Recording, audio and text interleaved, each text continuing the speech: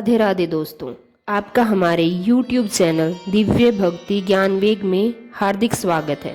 आज हम जानेंगे बासोड़ा माता की कथा। बासोड़ा माता को कई जगह शीतला माता भी कहा जाता है। यह व्रत और पूजा खासकर होली के बाद आने वाले बासोड़ शीतला अष्टमी के दिन की जाती है। इस दिन माता को ठंडा यानी बासी भोजन चढ़ाया जाता है और घर में नया यानी ताज़ा खाना नहीं पकाया जाता। माना जाता है कि इससे माता प्रसन्न होती है और घर परिवार को रोगों से बचाती है। आइए अब हम जानते हैं बासोड़ा माता की पौराणिक कथा। बहुत समय पहले एक नगर में एक गरीब ब्राह्मण और उसकी पत्नी रहते थे। वे माता के बहुत बड़े भक्त थे। हर साल बासोड़ा के दिन पूरे नियम से माता की पूजा करते थे और एक दिन पहले ही भोजन बनाकर रख लेते थे। अगले दिन वही ठंडा भोजन माता को चढ़ाते थे और पूरे परिवार के साथ खाते थे। उसी नगर में एक धनी सेठानी थी।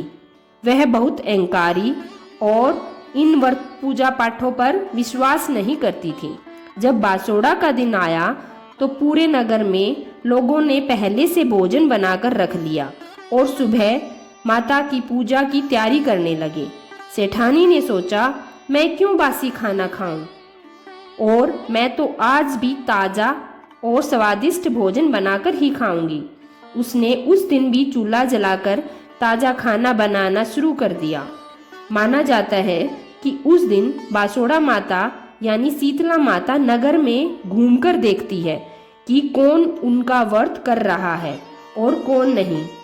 जब माता सेठानी के घर पहुंची तो देखा कि वहां चूल्हा जल रहा है और ताज़ा खाना पक रहा है। इससे माता नाराज हो गई। कुछ ही समय बाद सेठानी के घर अनहोनी होने लगी। उसके बच्चों को तेज बुखार और फोड़े फुंसियां निकल आई, जिन्हें पहले लोग माता का रोग भी कहते थे। पूरा घर दुख से भर गया। सेठानी बहुत घबरा गई।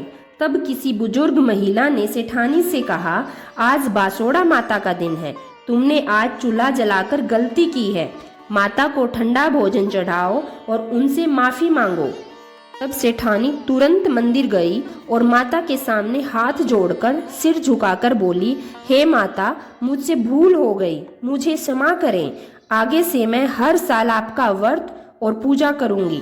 उसने माता को ठंडा भोजन चढ़ाया और पूरे मन से प्रार्थना की।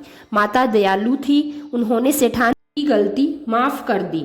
धीरे धीरे उसके बच्चों का रोग ठीक हो गया। अतः इस कथा से हमें यह शिक्षा मिलती है कि बासोड़ा माता की पूजा श्रद्धा से करनी चाहिए। इस दिन चूल्हा नहीं जलाना चाहिए। माता को ठंडा या एक दिन पहले बना भोजन चढ़ाना चाहिए और माता से परिवार को स्वस्थ और सुरक्षा की प्रार्थना करनी चाहिए। इस दिन लोग माता को पूड़ी, पुए, हलवा, चने, दही, गुड़ और ठंडा भोजन चढ़ाते हैं। धन्यवाद।